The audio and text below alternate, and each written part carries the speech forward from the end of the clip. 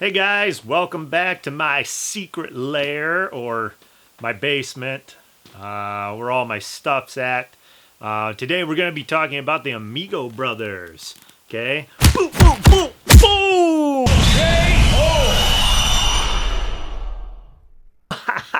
Better keep your hands up. We're going to go through some of the questions here, just so you guys know. This one, a lot of people did a lot better with, so good job there. The first question is, what characteristics make an enduring friendship? This one, completely up to you guys. It was totally your opinion. I looked through a lot of the answers, and some of the ones that popped up regularly were someone who you could trust, someone who is there for you when you need them, and then also somebody who you can share your interests with. That was kind of the big ones there that a lot of people are saying, which are pretty good. All right, now the next question, question 2, was what dream do the two boys share? That one's just a comprehension question, so what they want to be is the lightweight champions.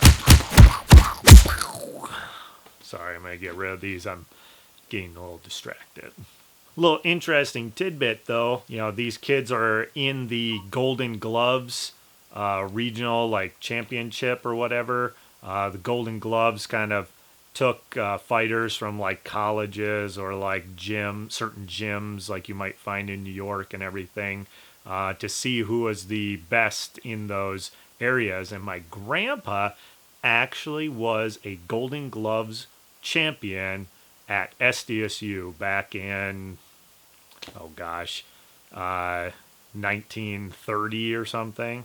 That's pretty cool, I think.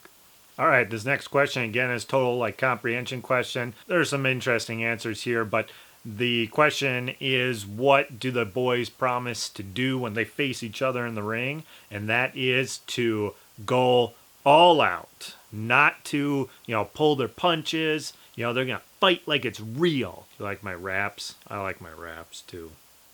I don't know. I took off the gloves, but I still got a little fight in me. So, all right, now the next question, what advantages does this have for the boys? This is where some people were a little off. I mean, think about it. If I am training with somebody all the time and now I have to fight them, I'm going to have certain advantages. For instance, I am going to know how they fight. I'm going to know what their strengths are. I'm going to know what their weaknesses are. And I can use that for my advantage. That's kind of funny because then on the other side of the fight, that other person knows the exact same thing. So that's a bit of a disadvantage because now they know my fighting style and they know, that I always like to, come at you with a right jab right away or whatever it is, okay? Or maybe a left hook or uppercuts are my specialty. I don't know. But that is an advantage and also a disadvantage of fighting somebody that you know. Speaking of advantages to fighting your friend, like the two boys did in the story, I got a little secret here about when you play Mr. Toft in Mortal Kombat. Come close, come. All right, the secret here is that he always plays with Scorpion, and he only ever does like 2 moves. He either hell teleports through the screen or he does a little leg sweep. That's it. That's all he does. So if you know that, you can totally beat him. Okay? All right. Now we know. And knowing is half the battle. Question 5 was, why is it more difficult to compete against your friend? And, that's kind of another opinion question, but, some of the answers I saw when reading your guys's was that if you are going up against your friend, like even if it's just like a race or something, right? Like if you're in track and you have to run against your friend, it's difficult because you want to win the race, right?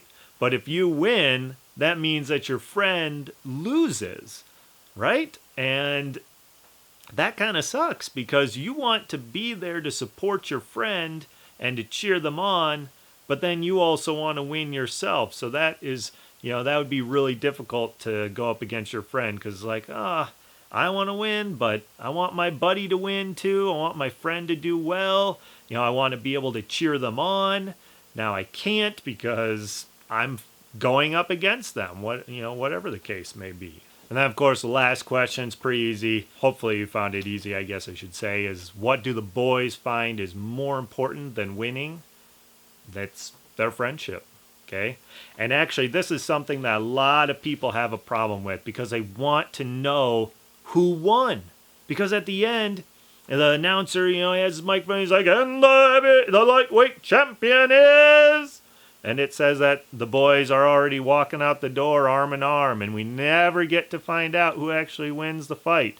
People are like, oh, the story is dumb because we don't know who won. And that's not the point. The point isn't who won the fight. The point of reading the story is to understand that sometimes things are more important. Like, for instance, the friendship between the two boys. They know that each of them tried their very hardest.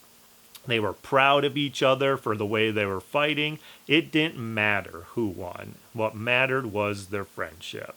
You can think about whoever was winning yourself. If you reread the story, sometimes, it talked about how one of them was beating the other, but then it would always say that they were then making a comeback. And so the author, I think, intentionally made it back and forth so that you don't ever really know who was doing any better than the other. And that is the point of the story that I want you guys to get. I want you to get that idea. Is sometimes that friendship is more important than some of the things you might want, or whatever it is. It might not be friendship. It might be family.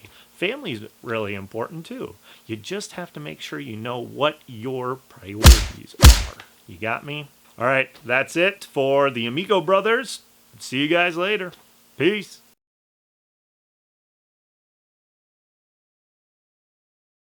What are the